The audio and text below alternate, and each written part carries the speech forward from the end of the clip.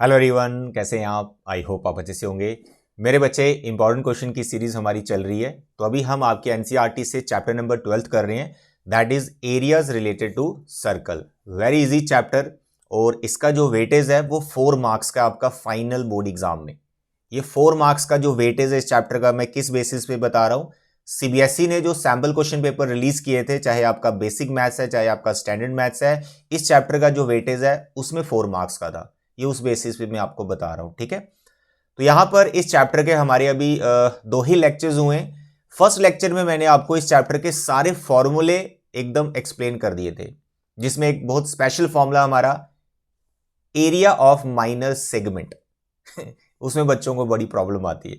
तो उसका एक फॉर्मूला जो हमें, मतलब वो हमेशा मैं वही सजेस्ट करता हूं कि आप वो शॉर्टकट जो फॉर्मूला है वही आप अप्लाई करो। तो फर्स्ट लेक्चर में मैंने वो फॉर्मूला डिराइव करके आपको बताया था।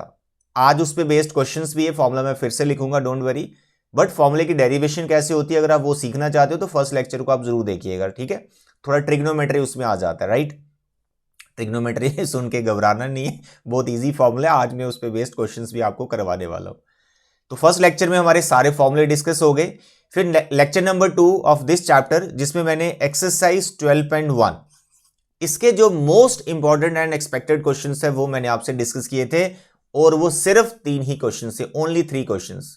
तो अगर आप 3 क्वेश्चंस कर लेते हैं जो मैंने डिस्कस किए हैं 12.1 के, समझो आपको पूरी 12.1 एक्सरसाइज आती है भाई। कहीं से भी क्वेश्चन इस एक्सरसाइज से रिलेटेड आ जाएगा, आप कर लोगे, ठीक है बेटा। तो आज के लेक्चर में हम एक्सरसाइज 12.2 इसके जो मोस्ट इंपॉर्टेंट, या फिर आप ऐसा भी समझ सकते हो जिसमें बच्चों को कंफ्यूजन होती है, तो वो क्वेश्चंस मैं आपसे यहां पे डिस्कस करने वाला हूं। बहुत कम है, 3-4 क्वेश्चंस ओनली। तो लेक्चर को ध्यान से देखो, और जो क्वेश्चन मैं आपको यहां पे करवा रहा हूं उनको अच्छे से अपनी नोटबुक पे नोट कर लो और उनको बार बार प्रैक्टिस करो, ठीक है। तो देखिए यहां पर आज के जो क्वेश्चन, ये तो हमारा वही क्वेश्चन 12.1 का, ठीक है। ये भी आपका 12.1 का, ये 12.1 की एग्जाम्पल, बहुत इंपॉर्टेंट एग्जाम्पल है यार, इसको जरूर करना, ठीक है। चलिए, ये है आपका एक्सरसाइज 12.2 का आज का फर्स्ट क्वेश्चन। एक्सरसाइज का ये क्वेश्चन नंबर 2 है। Find the area of the quadrant of the circle who circumference is 22 centimetre. Circle का हमें सर्कमफ्रेंस दे रखा है, और हमें सर्कल का जो क्वाड्रेंट है उसका एरिया फाइंड करना है। तो इसमें एक प्रॉब्लम बस इतनी सी है कि रेडियस हमें डायरेक्ट गिवन नहीं है कि क्वाड्रेंट का एरिया निकालने के लिए, तो हमें सर्कमफ्रेंस की हेल्प लेनी पड़ेगी रेडियस को निकालने के लिए। तो बहुत से बच्चे थोड़े से इसमें फंस जाते हैं, सर रेडियस नहीं है तो कैसे मैनेज होगा। बहुत सिंपल क्वेश्चन है। तो यहां पर आप देखें, सर्कमफ्रेंस ऑफ द सर्कल का जो फॉर्मूला होता है दैट इज 2πr, और वो हमें गिवन है 22। तो यहां से आप रेडियस की वैल्यू बेटा आराम से निकाल सकते हो। पाई का वैल्यू मैंने डाल दिया 22/7। देखिए ये 22 हमारा कैंसिल हो गया, तो रेडियस कितना आ गया, 7 उधर ट्रांसफर कर दिया, नीचे इसके 2 आ गया। तो रेडियस हमने फाइंड कर लिया है।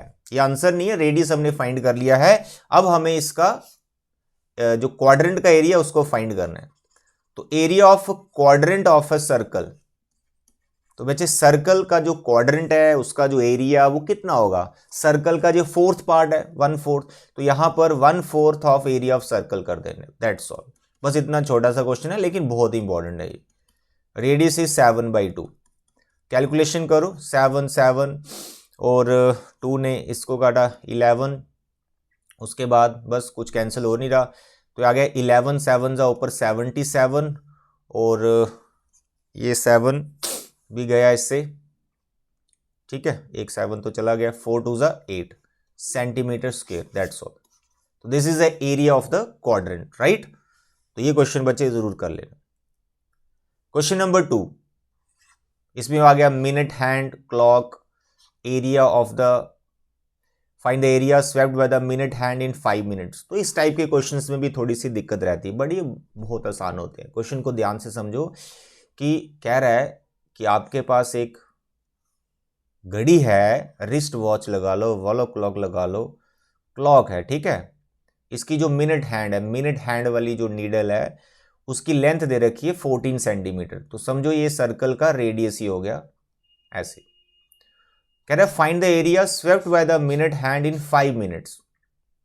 देखो ये मिनट हैंड घूमेगी, नीडल ये घूमेगी, तो अगर कह रहा है ये 5 मिनट तक घूमती रहती है, तो कितना एरिया ये कवर अप करती है, जिसे मैं शेड कर रहा हूं, ये एरिया कितना होगा। ऑफ कोर्स पहले तो ये शेप कैसी है, ये सर जी सेक्टर है। कौन सा सेक्टर है, माइनर वाला। तो आपको माइनर सेक्टर का एरिया फाइंड करना है, जिसका फॉर्मूला आपको अच्छे से आता है, θ/360 πr²। इस फॉर्मूले से हमारी बात बन जाएगी। रेडियस हमारा 14 है, ये हम ले लेंगे, लेकिन प्रॉब्लम क्या है इसमें जो एंगल थीटा है वो नहीं दिख रहा। तो यहीं पर बच्चा फंसा हुआ है, सिर्फ थीटा कैसे निकालें। 2 लाइनें मैंने लिखनी है, आपको वैसे ही थीटा निकालना है। इस टाइप का क्वेश्चन कभी भी आ जाए मेरे बच्चे, सबसे पहले आपने मेरे को यह बताना है कि अगर मिनट हैंड पूरा चक्कर लगा लेगी, है ना, तो कितने डिग्री का एंगल बनाएगी। ऑफ कोर्स 360 डिग्री का एंगल। और वो पूरा चक्कर कितने मिनट में लगा, मिनट हैंड का 60 मिनट में।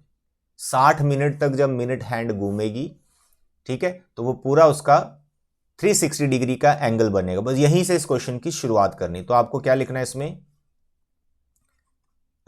एंगल सबटेंड बाय लिखो या मेड बाय लिखो। Angle made by minute hand, angle made by minute hand in 60 minutes.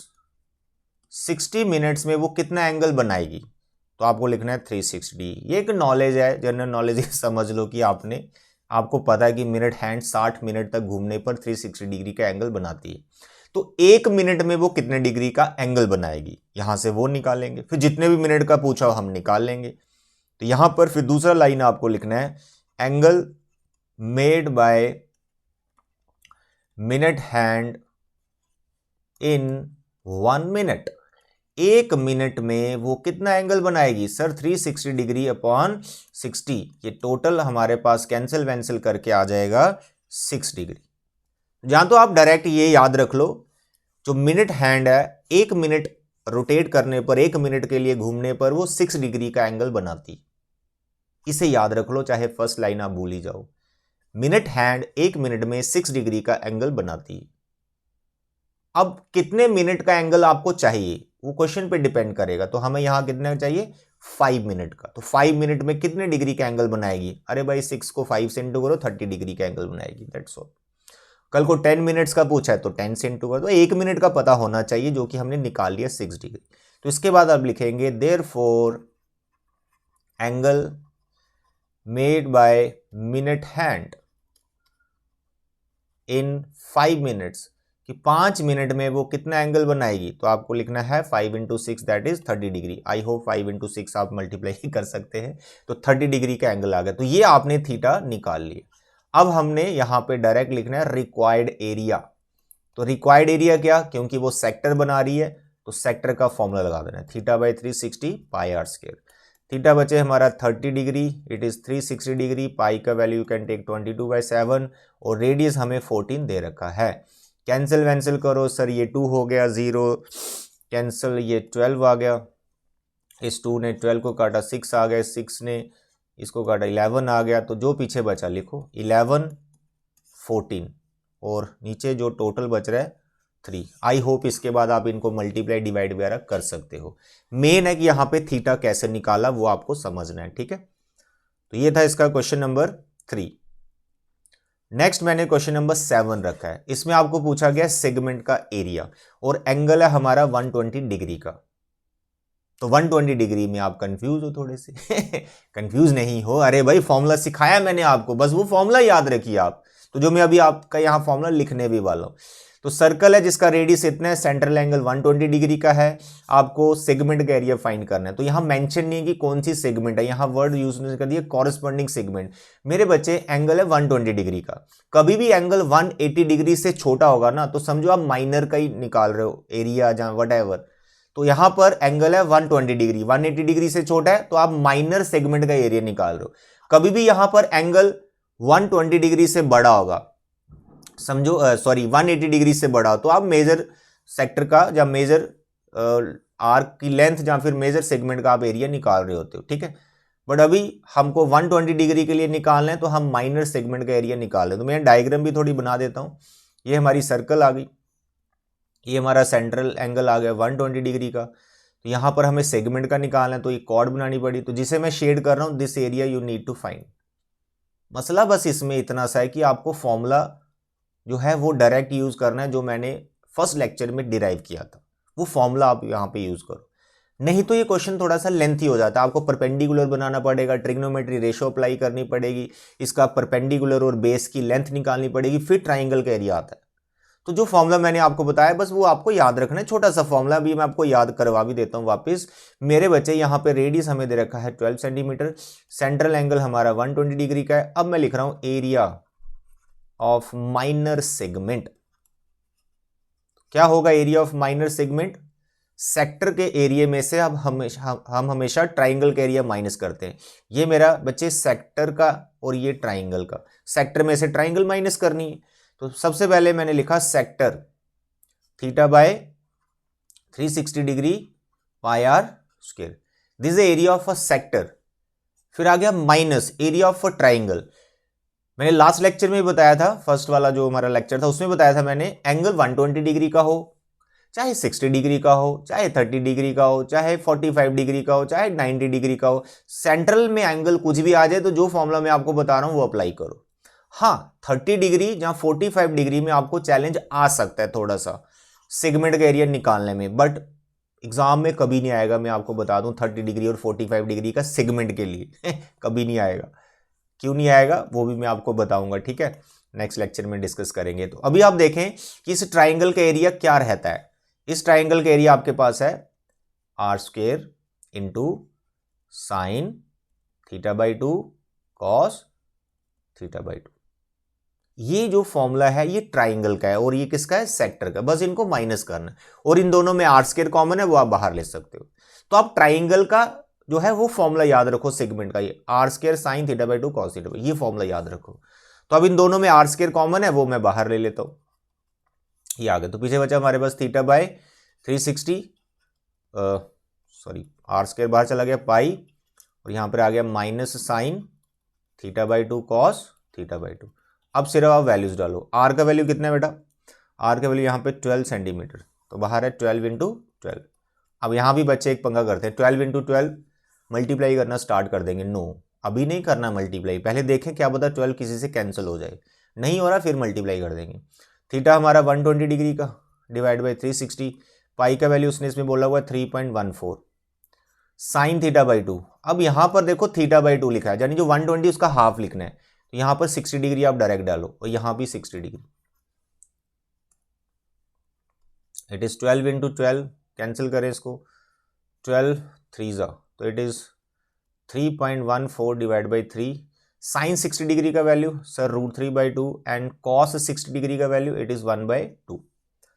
So dear students you can see here 3.14 divide by 3 यहां पर बन रहा है √3/4, √3/4। अब देखो यहां पर 3 और 4 यू कैन टेक एलसीएम, तो 3 और 4 का जो एलसीएम है वो 12 आ जाएगा, 4 इधर मल्टीप्लाई आएगा, 4 इंटू 3.14 और √3 का वैल्यू 1.73 इंटू 3। आई होप आपको एलसीएम लेना आता होगा। तो एलसीएम लेने के बाद 4 इधर और 3 इधर क्रॉस मल्टीप्लाई कर दिया, √3 की वैल्यू डाल दी। अब देखो मैं मना कर रहा था आपको 12 इंटू 12 मल्टीप्लाई मत करना, अब क्या हुआ, ये 12 इस 12 से कैंसिल हो गया, आधा समझ। तो इसलिए मैंने बोला मल्टीप्लाई करने में टाइम क्यों वेस्ट करना है यार, वेट कर लो, क्या पता ये कैंसिल हो गया कैंसिल। बस आगे की कैलकुलेशन मुझे लगता है कि आप कर लेंगे। इनको मल्टीप्लाई करना है, इनको मल्टीप्लाई करना है, दोनों को माइनस करना है और उसको बाद में 12 से इंटू कर लेना है, जो भी आपका वैल्यू आएगा दैट इज रिक्वायर्ड एरिया, ठीक है, area of segment. This question is very very important, please इसको प्रैक्टिस जरूर कर लेना और ये फॉर्मूला आप याद रख लो, दिस फॉर्मूला, या फिर इसको डायरेक्ट याद रखो। आर स्क्वायर बाहर है, अंदर है थीटा बाई 360 पाई और यहाँ पे sign theta by 2 cos theta by 2। अरे ये टर्म याद रखनी बस आपको, sign theta by 2 cos theta by 2। Sector का फॉर्मूला तो पहले से आता है, जो आर स्क्वायर है उसको बाहर रखा हुआ। Now the next question, question number 13 and the last question of this exercise, important question की सीरीज में लास्ट क्वेश्चन है हमारा, ठीक है।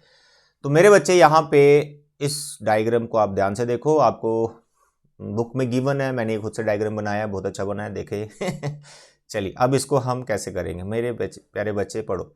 Round table covers has 6 equal design as shown in the fact. Design क्या है, ये जो आपको साइड में दिख रहे हैं ना, ये साइड में ये डिजाइन, इनका आपको एरिया फाइंड करना है पहली बात तो, ठीक है। Radius is 28, cost of making the design, area मतलब निकालना ही पड़ेगा इसके लिए, रेट फाइंड करने के लिए। तो find the cost of making the design at the rate of 0.35 पैसा rupees per centimetre square. Simple है यार। ये डिज़ाइन का शेप कैसा है, ये डिज़ाइन बताइए शेप कैसा है इसका, जल्दी बताइए। सेगमेंट है, सेक्टर है, आर्क है, क्या है ये? तो आप बोलोगे सर ये सेगमेंट है। क्या है? सेगमेंट है, माइनर सेगमेंट है।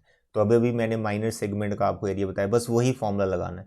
एक सेगमेंट का आप एरिया निकालेंगे और उसको आप 6 से इंटू कर देंगे, क्योंकि 6 की 6 सेगमेंट सेम है, उसने बोला हुआ है देयर आर 6 इक्वल डिजाइन।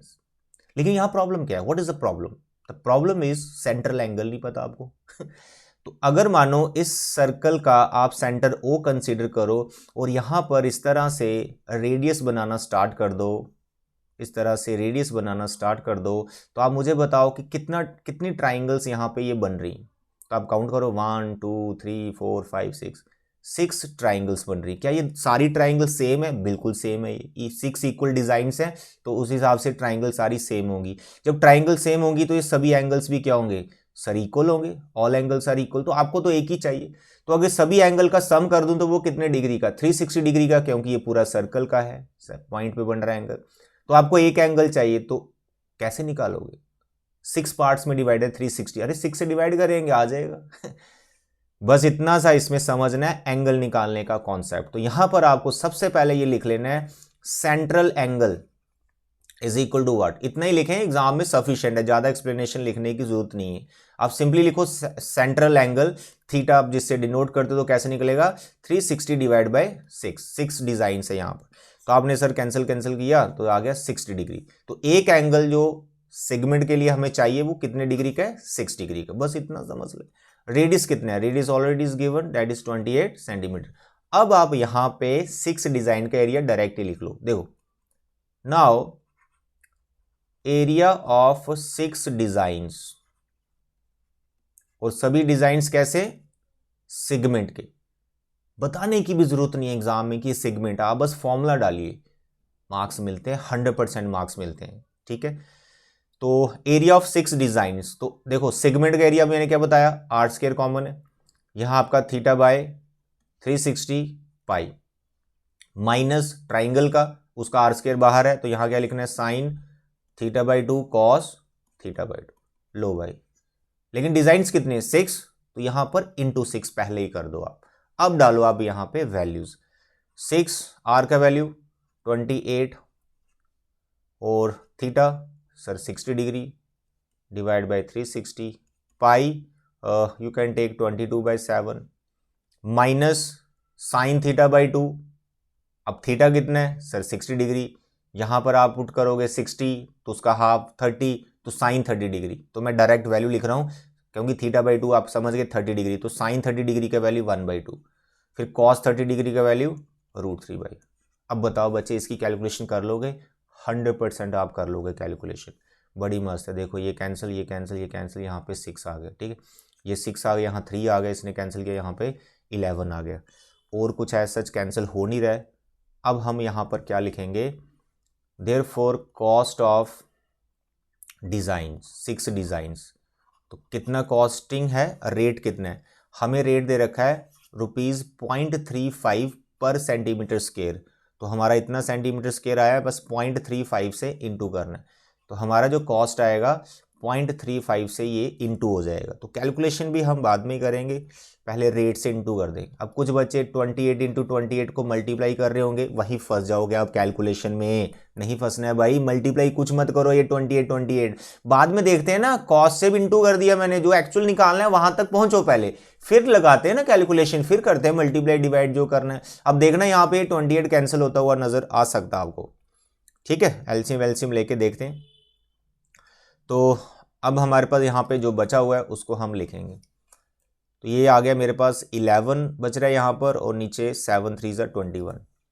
तो 11/21 यहाँ पे माइनस √3/4, √3/4। मेरे बच्चे ये चल रही है हमारी कॉस्ट। 0.35 को आप लिख लो 35/10। ठीक है, 100, सॉरी डेसिमल हटा दिया। 6 इंटू 28 इंटू 28, 21 और 4 का जो एलसीएम है इनका प्रोडक्ट रहेगा, 4 इधर मल्टीप्लाई हो जाएगा 44, 21 इधर मल्टीप्लाई हो जाएगा 21√3। अब बताओ इस 4 ने इसको कैंसिल किया? बिल्कुल किया। तो 4 7 हुआ ना, 7 ने इसको कैंसिल किया? बिल्कुल किया। आया ना 3, इस 3 ने इसको कैंसिल किया? बिल्कुल किया। तो मैं कह रहा था ना 28 मल्टीप्लाई नहीं करना है, आराम से कैंसिल वैंसिल हो रहा है सब। 35/100 चलो लिखते हैं इसको, अभी 2 लिखो, फिर 28 लिखो, फिर जो बच गया, सर इधर तो बाहर कुछ नहीं बचा, अंदर क्या बचा, अंदर बचा 44 और 21√3। इसको भी रिड्यूस कर लो जितना हो रहा है, देखो 5 से कैंसिल हो रहा है, ये 20 आ गया, ये 7 आ गया, और ये 2 से फिर कैंसिल हो रहा है, देखो ये 10 आ गया। फर्दर ये कैंसिल हो जाएगा, बट यहाँ पे छोड़ सकते हैं रीज़न की डेसिमल लगा लेंगे, तो 7 और 28 ही बच रहे हैं, दैट यू कैन मल्टीप्लाई, बाद में डेसिमल लगा दो, या फिर 28 10 को कैंसिल करना है वो कर लो, मतलब जो भी है यहाँ पर एक नंबर बना लो और उसको अंदर मल्टीप्लाई कर सकते हो। यहाँ भी छोड़ दो आंसर, लेकिन उसने अगर √3 का वैल्यू डालने के लिए बोला है तो डाल के पूरा आंसर निकाल दो। आई होप इसके बाद आप कैलकुलेशन कर सकते हो यार। तो मेन था इसमें डिज़ाइन का, जो आपको एरिया निकालना या कॉस्ट निकालना है, उसके लिए जो सेंट्रल एंगल है वो हमने कैसे ढूंढा। तो इस टाइप के और भी क्वेश्चन है, अम्ब्रेला वाला क्वेश्चन है, उसके बाद वाइपर वाला, वो तो चलो आसान है वाइपर वाला। जहाँ भी आपको सेंट्रल एंगल नहीं पता और इस तरह से कुछ ट्राइंगल्स बन रही हैं इक्वल, यहाँ पे कुछ ट्राइंगल्स ऐसी हैं, तो जितनी भी ट्राइंगल्स हैं डिवाइड कर दो, 360 डिवाइड बाय नंबर ऑफ जितनी भी ट्राइंगल्स यहाँ पे बन रहे हैं, तो सेंट्रल एंगल आ जाएगा। ठीक है, तो बच्चे मेरे अकॉर्डिंग 12.2 में यही 4 इंपॉर्टेंट क्वेश्चंस हैं, इनको परफेक्ट कर लेना। बाकी यार हॉर्स वाला क्वेश्चन है, अम्ब्रेला वाला, कार वाला बहुत ज़्यादा इजी, उनको आप आराम से कर लोगे बोर्ड एग्जाम में, उतना कॉन्सेप्ट तो आपने सीख लिया। तो आज के लेक्चर में बच्चे इतना ही, थैंक यू। नेक्स्ट लेक्चर में हम 12.3 के मोस्ट इंपॉर्टेंट क्वेश्चन करने वाले हैं। Thank you, bye bye and take care.